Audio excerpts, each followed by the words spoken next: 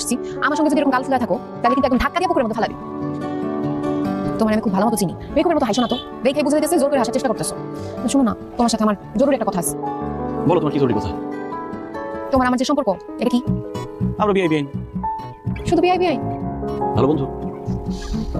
তোমার না আমি ভালো মানুষ মনে করছি, যেই কথা মনে হয় ভাজা মাছ উল্টা খাইতে জানো না, কিন্তু তুমি আস্তা মাছ পুরোটা খায় ফেলার মানুষ। এই যে তুমি আমার ভালোবাসো, এই কথাটা বলতে তোমার লজ্জা লাগছে তাই না? আর আমি মেয়ে মানুষ হয়ে লজ্জা শরমের মাথায় তোমার জিজ্ঞেস করতেছি, তুমি স্বীকার করতেছো। আমি পাগল, তোমার কি বলছে আমি তোমার ভালোবাসি? তুমি নিজের চেহারা দেখছো? থাকার কথা দাও গেছে আমার ধারে ওঠার চেষ্টা করতেছে। ও মানে আমার চেহারা পেতনির মতো, তুমি আমার ভালোবাসো না তাই তো? ঠিক আছে চল, তোমার এই খুচরা বন্ধুদের আমার দরকার নেই। বন্ধু তো কিন্তু হাত ধরার অনুমতি দেয় না। ভালোবাসা দেয় আমার মতো পেতনিকে ভালোবাসো কেন? আমি আমার সরকার আত্মীয় স্বজন আমার গায়ে খুব পায় ভূত আপনি নিজেরা খুব ভালো লাগে। আমি কোনো ভূতের সাথে প্রেম করব না, আমি গেলাম। আচ্ছা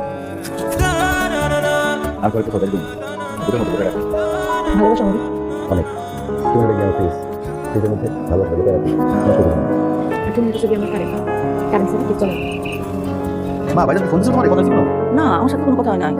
বুঝলাম না ভাইজান কইলাম এখন সারা বাকি আমার ভাজির টাকা দাম লাগবে আর কোনো টাকা পাইতেছ না ভাইজান তুমি করে না ভালো লাগবে না। আলমগীর খাইতে বসে গেছো? ওই তোমার ভাই টাকা পাঠিয়েছে, দুদিন আগে পাঠিয়েছে, আমি তোমার দিতেই ভুলে গেছি।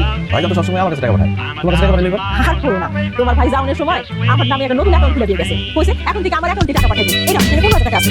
না না ভাবি এখানে মনে কোনো ভুল হচ্ছে ভাইজান একটু 50,000 টাকা পাঠানো কথা 15,000 টাকা তো হলো না। তোমার ভাই বলে দিছে এখন থেকে তোমার মা আর আমার জন্য এই টাকা পাঠাবে, এর বাইরে আর কোনো টাকা পাঠাতে পারবো না। আর মা আর আমার জন্য খাওয়া খরচ এর থেকে বেশি তো লাগার কথা না। এতদিন ধরে এই সংসারে সে এত কিছু করলো, তার নিজের একটা ভবিষ্যৎ আছে তাই না? ভাবি তুমি কি বলছো? এই সংসারটা তো ভাইজান তুমি আমার আর ভাইজান আলাদা ব্যাপার আছে, আমার ভাইজান জীবনে এভাবে কথা বলতে পারে না। দেখছো আমি কি কইছো? থাক, এর মধ্যে মারা টানতেছো কিসের জন্য? হ্যাঁ আর আলমগীর তুমি এটা কি বলতেছো? আমি তোমার আর তোমার ভাইরে আলাদা করতেছি, এই কথা তুমি আমার বলতে পারলা? শোনো আলমগীর, তোমার ভাই যা বলছে আমি তাই করতেছি, এর বাইরে একটা কিছু করার ক্ষমতা কিন্তু আমার নাই। আর তুমি যে এত বড় বড় করে কথা কইতেছো, তোমার যে শার্ট প্যান্ট এই সব কিছু কিন্তু আমার স্বামীর টাকা কেনা, আমার স্বামীর টাকা তুমি ফুটানি করতেছো। এখন যদি আমার স্বামী তার নিজের ভবিষ্যতের কথা চিন্তা করে, আমার কথা যদি চিন্তা করে, এতেই ভাই ভাবি খারাপ হয়ে গেল। সারাটা জীবন তুমি তার ইনকামে টাকা খাইছো, এরপরেও তোমার লোভ হবে না? হ্যাঁ এত লোভ তোমার, একটু কম টাকা দিছে সাথে সাথে ভাই ভাবি খারাপ হয়ে গেল না? আপনি ভুল করতেছেন ভাবি, আমি আপনার স্বামীটা খাই না পড়ি না, আমি আমার ভাইটা খাই পড়ি। আর আপনি আমার করে লোভী না? আপনার স্বামী ফোন দিলে তার কাছে ভালো করে শুনে নিন যে আমি কতটা লোভী।